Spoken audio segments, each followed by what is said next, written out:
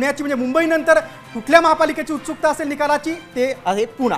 कारण पुण्याचा बाजीराव कोण असणार याची सर्वांनाच उत्सुकता आहे. अगदी पुण्याचा बाजीराव कोण आणि पुणेकरांनी कोणाला पसंती दिलेली आहे. एक्झिट पोलचे आकडे आपण बघतोय काय सांगतायत. पुण्यातल्या एक्झिट पोलचे आकडे सांगतायत भाजपला 70, शिंदे सेनेला 12, अजित पवारांच्या राष्ट्रवादीला 55 आणि इतरांना 3 जागा मिळतील असं सांगताय. तर काँग्रेसला 8 जागा मिळतील असं इथं सांगण्यात आलेलं आहे. तर ठाकरे सेनेला मात्र केवळ 5 जागा, एनसीपी शरद पवारांच्या पक्षाला 10 जागा, मनसेला 2, म्हणजे दोन्ही राष्ट्रवादी ज्या आहेत त्यांची युती जर झाली तर 65 जागा त्यांना मिळू शकतात. परंतु त्याही पेक्षा आकडा जो आहे तो भाजपचा मोठा आहे. कारण भाजप इथं पुन्हा सत्तेत येऊ शकते, पुन्हा एखादी विजय भाजपला मिळू शकतो. कारण भाजपला 70 जागा इथं मिळणार असल्याचं दिसतंय. त्यामुळे पुन्हा दुसऱ्यांदा पुण्यात भाजपची सत्ता येईल असं एक्झिट पोलचे आकडे सांगतात. गिरीश, पुण्यामध्ये मित्र पक्षांमध्येच लढत होती. भाजप विरुद्ध अजित पवारांची राष्ट्रवादी काँग्रेस अशी लढत होती. दोन्ही राष्ट्रवादी एकत्र आल्या होत्या आणि आपण बघतोय पुण्यामध्ये भाजपचे नगरसेवक जास्त निवडून येतील. मात्र पुण्यात त्रिशुंक अवस्था असेल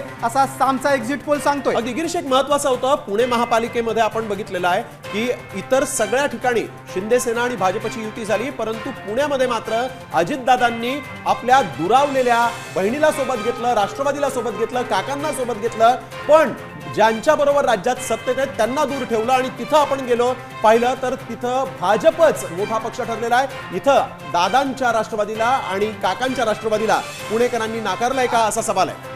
अगदी बरोबर. पुणे महापालिकेत कुणाची सत्ता येणार, त्याला काय कारणं आहेत जाणून घेऊयात आमचे प्रतिनिधी अक्षय बडवे यांच्याकडून. तब्बल 9 वर्षानंतर होणाऱ्या पुणे महानगरपालिका निवडणुकीसाठी आज मतदान प्रक्रिया पूर्ण झालेली आहे. मतदानाच्या रूपी पुणेकरांनी त्यांचा कौल या मतपेटीत डागलाय. 41 प्रभागातून 165 नगरसेवकांची निवड हेच पुणेकर आता करणार आहेत.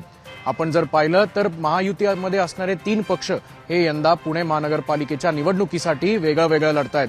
याच्यातली प्रमुख बाब म्हणजेच अजित पवारांची आणि शरद पवारांची दोन्ही राष्ट्रवादी आहेत त्या देखील एकत्र आल्याचं पाहायला मिळतंय. सर्व्हे रिपोर्ट आणि काही प्राथमिक चर्चा केल्यानंतर भाजपचे जवळपास 70 ते 80 जागा, त्यासोबतच राष्ट्रवादीच्या 60 ते 65 जागा आणि त्यानंतर शिवसेनेच्या 12 ते 15 जागांचा कौल जो आहे तो या ठिकाणी आपल्याला प्राथमिक चर्चेनुसार ज्या आकडेवारी येते ती पाहायला मिळते. आणि त्यासोबतच काँग्रेस असेल, मनसे असेल आणि उद्धव ठाकरेंची शिवसेना ही सुद्धा पुणे महानगरपालिकेच्या निवडणुकीच्या रिंगणात आहेत. कॅमेरामन सुमित भोसलेसह अक्षय बडवे, साम टीव्ही न्यूज, पुणे. महाराष्ट्रातील सर्व बातम्यांचे विश्वासार्ह व्यासपीठ.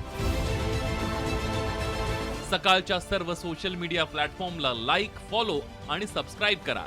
तसंच सर्व नोटिफिकेशनसाठी बेल आयकॉन प्रेस करायला विसरू नका.